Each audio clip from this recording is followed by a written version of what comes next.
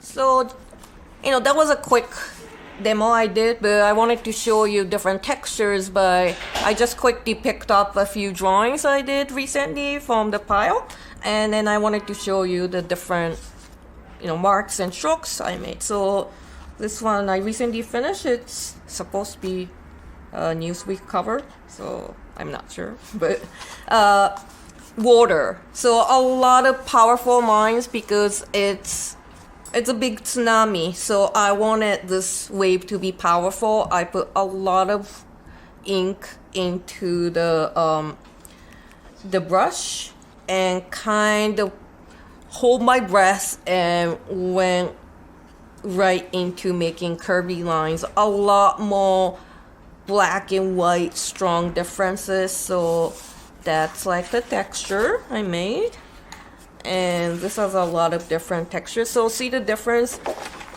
This is a big tsunami and this is kind of a calm water. So it's kind of similar, but the difference I made is the lines are a lot softer. There's not too much difference between black and white, so everything feels a lot calmer.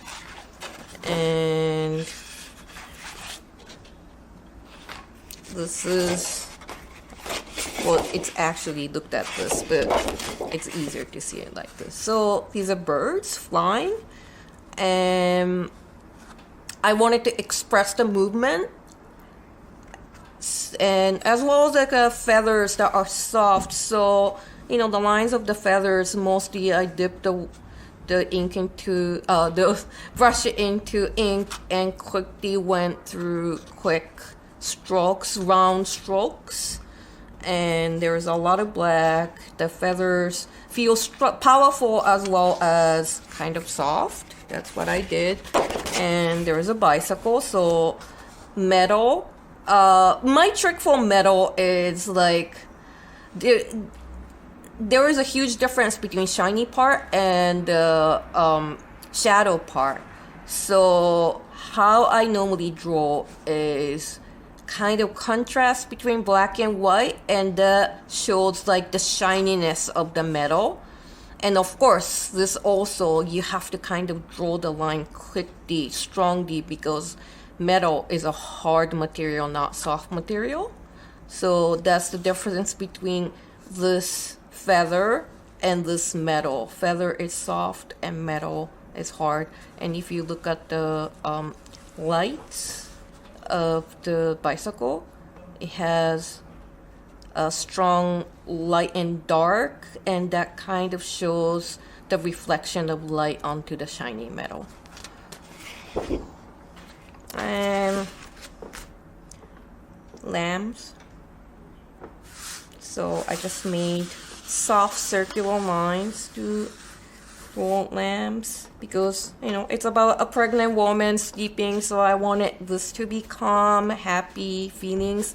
Look at the hair. It's a little bit different hair than I drew last time because last demo was more like blonde or light colored hair, and she has a dark colored hair, so it's more chunky, but it also has softness.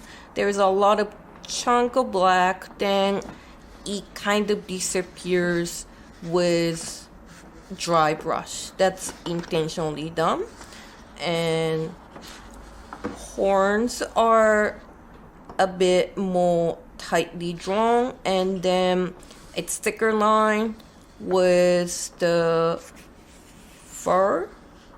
It's soft and round. So those, and also fabric is similar to the cotton shirt, but I was thinking about softer material than cotton.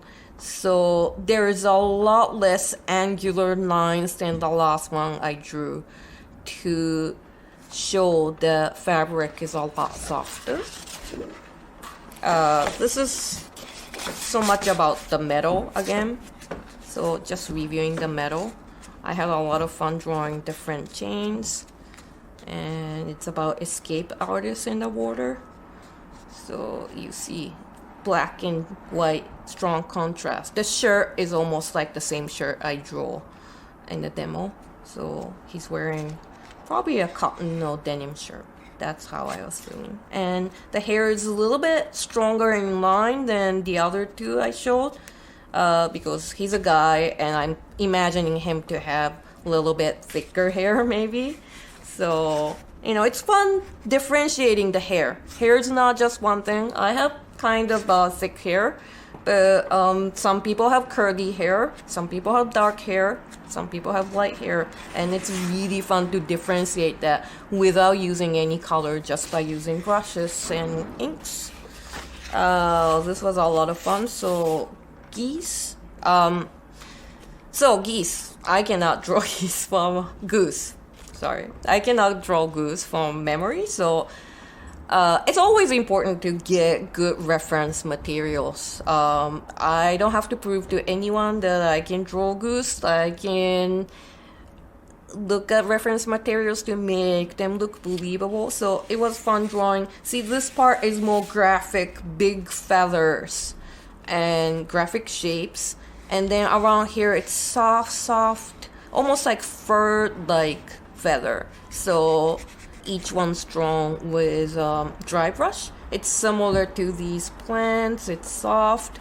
And then the actual leaf part, I wanted this to be almost straight, but organic. So I intentionally used the dry brushes. And on the contrary, the eggs, because eggs are smooth and round, so I dipped the brush into a lot of ink and sort of drew them very clean.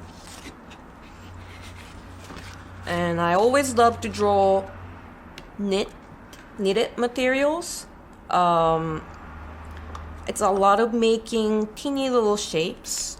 I will do that in probably the next demo. So that's a fun, different way of drawing materials. The puffer jacket is close to what I did with cotton shirt.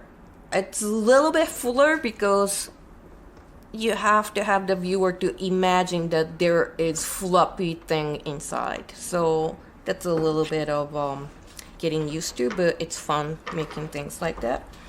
And rubber boots. So clean lines, strong light and shadow like metal, because it's a shiny material, but it's also a different type of shiny material from metal. It's softer, durable. So it's a lot of things to learn, but bottom line is, if you keep practicing with your notepad and brush pens, carry around, draw anything you see that look interesting, eventually it becomes natural, second nature to you. So practice makes perfect. And this was a funny one. It's about World War II. The fun part was the explosion. I dipped the brush into ink and then took almost all the ink out onto the this paper towel, and then intentionally made them into dry brush to draw these smokes and explosions. And on the contrary, fire is not something soft, it's almost bold. So more clean edge lines, again cotton shirt, and some metal, some shiny materials. Airplanes were definitely fun. And so that's kind of it.